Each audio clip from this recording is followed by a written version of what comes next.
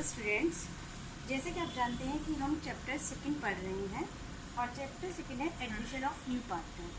कुछ बच्चों को चैप्टर में परेशानी हो रही है कि चैप्टर में हम पहले प्रॉफिट शेयरिंग रेशो क्यों निकाला, फिर सेक्रीफाइस रेशो क्यों निकाला।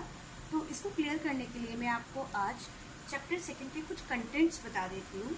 देखिए, चैप्टर सेकंड में हम पहले पढ़ेंगे meaning of admission of new partner. इसका मतलब है कि नया साझेदार अगर प्रवेश कर रहा है तो उसका अर्थ क्या है, जो मैं आपको लिखवा चुकी हूँ कि अगर कोई फर्म में दो साझेदार हैं और तीसरा एक साझेदार आता है, अब आ क्यों रहा है? क्योंकि पूंजी की कमी है। तो फर्म में वो पूंजी की कमी को पूरा करने के लिए या फिर उसे कोई तकनीकी ज्ञान है, तो इस ज्ञान की वजह से उसे नए पार्टनर को एडमिट किया जा रहा है, तो वह नया साझेदार का प्रवेश कहलाएगा।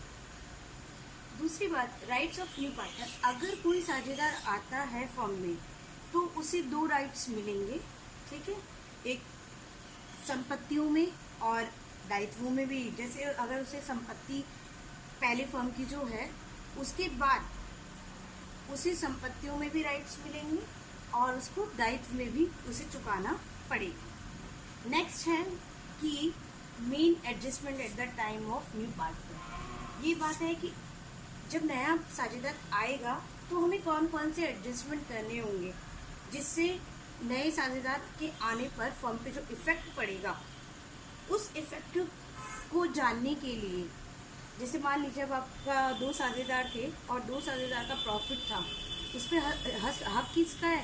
पुराने साझेदारों का। नए साझेदार का उस पर कोई हक नहीं है, तो वो किसको मिलना चाहिए? पुराने साझेदारों को। ऐसे ही अगर कोई नया साझेदार आता है तो जो पुराने साझेदार का रेशो है उसमें चेंज होगा। तो इस तरीके से कई सारे एडजस्टमेंट होंगे और वो एडजस्टमेंट है आपके 6। उन एडजस्टमेंट्स को पूरा करने के लिए हम देख रहे हैं, पहला एडजस्टमेंट होगा calculation of new profit sharing ratio, मतलब नया लाभ विभाजन अनुपात निकालना। वो मैंने आपको बता दिया है।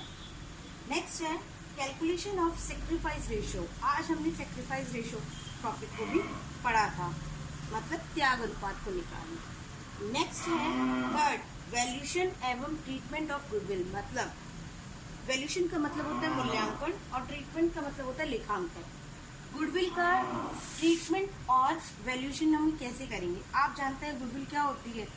किसी भी फर्म की ख्याति को हम क्या कहते हैं? गुडविल। मतलब उसकी नाम पहचान जो होती है वो क्या कहलाती है? गुडविल। जैसे कि आप जानते हैं हमारे यहाँ अलवर में बाबा ठाकुरदास का कलाकंद फेमस है, तो वो उसकी क्या है? गुडविल।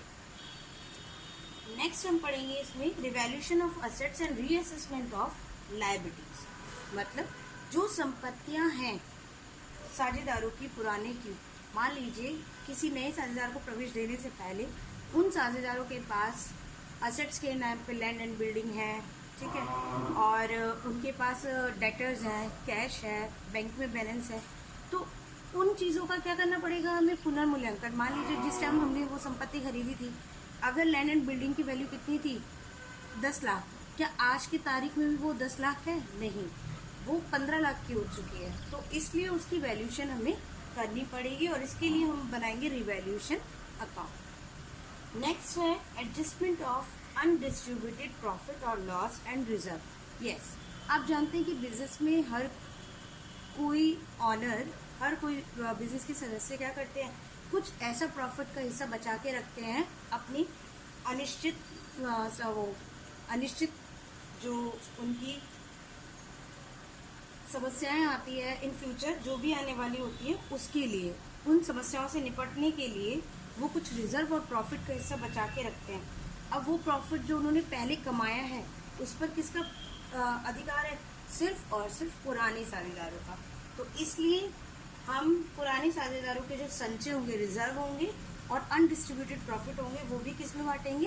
पुराने ओल्ड पार्टनर्स। नेक्स्ट है एडजस्टमेंट ऑफ कैपिटल। यस, पूंजी का समायोजन। मतलब जब नया साझेदार आएगा तो वो अपनी पूंजी लेके आएगा, तो पार्टनर्स की जो पुरानी पूंजी थी वो अब बदल जाएगी, ठीक है। पार्टनर्स की मान लीजिए पहले कैपिटल बिजनेस में 10 लाख थी और अब नया साझेदार 5 लाख और लाया, तो अब होल बिजनेस की कैपिटल कितनी हो गई? 15 लाख। तो और जो पुराने साझेदार हैं उन्हें एडजस्टमेंट करना पड़ेगा। जैसे अगर किसी को प्रॉफिट देना था, आप जानते हैं हमने पार्टनर्स कैपिटल अकाउंट बनाया, तो सारे एडजस्टमेंट हम कहाँ करेंगे? पार्टनर्स के कैपिटल अकाउंट में। इस तरीके से हम हमारा सेकंड चैप्टर को देखते हैं। हम यहाँ पे 2 टॉपिक पढ़ चुके हैं, न्यू प्रॉफिट शेयरिंग रेशो और सेक्रीफाइस रेशो। नेक्स्ट हम जो टॉपिक पढ़ेंगे वो होगा valuation and treatment of goodwill. हाँ, अब हमारा थर्ड टॉपिक जो है वो है वैल्यूएशन ऑफ गुडविल और ट्रीटमेंट ऑफ गुडविल। मैं आपको आज बताऊंगी कि गुडविल की वैल्यूएशन क्यों करते हैं और ट्रीटमेंट कैसे करते हैं। सबसे पहले बात आती है कि गुडविल होता क्या है। आप जानते हैं, हमने 11th क्लास में पढ़ा हुआ है कि गुडविल क्या है? एक अदृश्य संपत्ति, मतलब इंटेंजिबल एसेट्स। और वो किससे होती है? लोकप्रियता, मतलब जान पहचान के बाद, जैसे आपने काफ़ी अच्छा काम किया है तो आपकी अगर प्रतिष्ठा है, आपका काम बहुत अच्छा है और आपने उस क्वालिटी को मेंटेन किया है, तो आपकी एक टाइम के बाद गुडविल मिलने लगती है। जैसे मैंने आपको बताया कि हमारे यहाँ अलवर में बाबा ठाकुर दास की है कि कलाकंद फेमस है वहाँ का, तो जो ये चीज़ क्या कहलाती है? हमारी गुडविल। गुडविल को हम 2 तरीके से बांट सकते हैं। टाइप्स ऑफ गुडविल जिसे कहते हैं हम, टाइप्स ऑफ गुडविल। गुडविल 2 तरह की होती है। पहली होती है परचेज्ड गुडविल,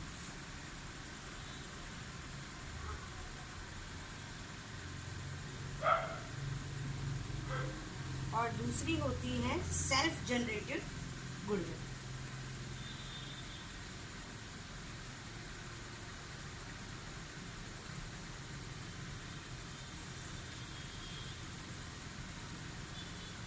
इट मीन्स जो परचेज गुडविल होती है वो क्रय की गई होती है।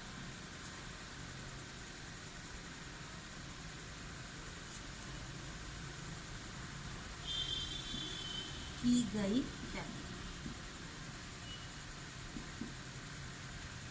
जबकि जो सेल्फ जनरेटेड होती है उसे कहते हैं स्व अर्जित